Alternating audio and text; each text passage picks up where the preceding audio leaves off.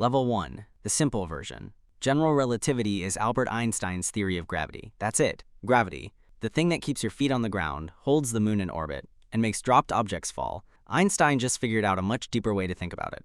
Level 2, the slightly less simple version. Before Einstein, gravity was treated as a mysterious invisible force pulling objects toward each other across empty space. Einstein threw that idea out and replaced it with something wilder. Gravity isn't a force at all. It's the result of space being curved. Imagine placing a heavy bowling ball on a stretched rubber sheet. It creates a dip, and smaller balls nearby roll toward it. Space behaves a bit like that sheet, and what we call gravity is just objects responding to that curvature. Level 3. Now we add time. Here's where things get genuinely strange. Space and time aren't two separate things. They're woven together into a single four-dimensional fabric called spacetime. You don't just exist somewhere, you exist somewhen too.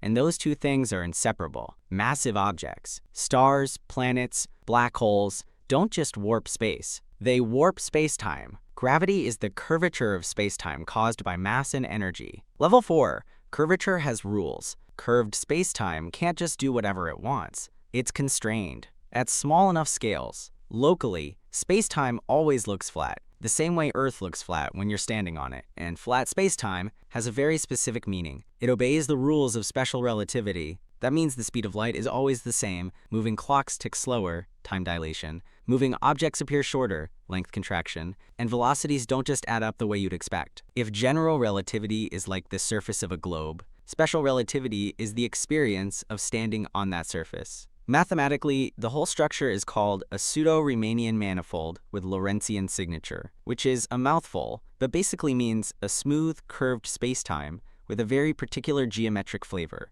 Level 5. Motion has rules too. Curvature alone doesn't explain everything. If spacetime is curved, that still doesn't tell us how objects move through it. General relativity adds a second crucial idea. Objects in free motion follow the straightest possible paths through curved spacetime. These paths are called geodesics. On the surface of a sphere, a straight line is actually a great circle, like a flight path curving around the globe.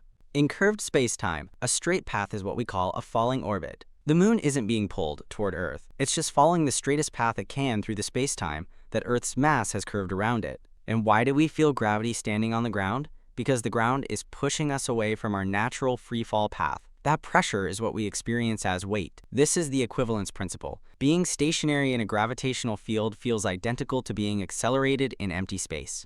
Level 6, the Einstein Field Equations. So what determines how spacetime curves in the first place? That's where the Einstein Field Equations come in. They look almost elegant when written in compact notation. G mu nu plus lambda G mu nu equals 8 pi G over C to the fourth times T mu nu. But don't let that fool you.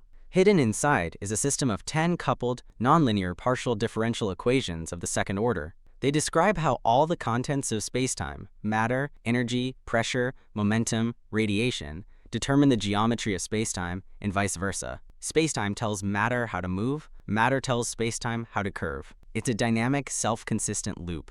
Solve these equations for a single massive object, and you get the Schwarzschild solution, which describes gravity around stars, planets, and black holes, and makes extraordinarily precise predictions about planetary orbits. Apply them to the entire universe, and you get cosmology, the mathematical story of how the cosmos began, evolved, and will end. Level 7, what we've confirmed and where it breaks down. General relativity has survived every experimental test thrown at it. The precession of Mercury's orbit, which Newtonian gravity couldn't explain, falls out of the equations naturally. Clocks run slower in stronger gravitational fields, exactly as predicted. Light bends around massive objects, gravitational lensing, and its frequency shifts as it climbs out of a gravity well, gravitational redshift. GPS satellites require relativistic corrections to stay accurate. Gyroscopes orbiting Earth precess in ways that match the theory precisely. The polarization patterns in the cosmic microwave background encode the large-scale geometry of spacetime. And in 2015, a century after Einstein published his equations, we directly detected gravitational waves, ripples in spacetime itself, from colliding black holes billions of light years away. In 2019, we imaged the shadow of a black hole for the first time. The theory keeps passing.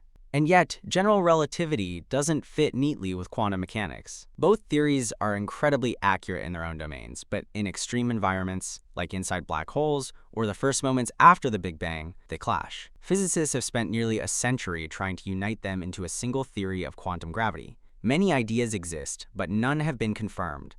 So the story of general relativity isn't finished yet.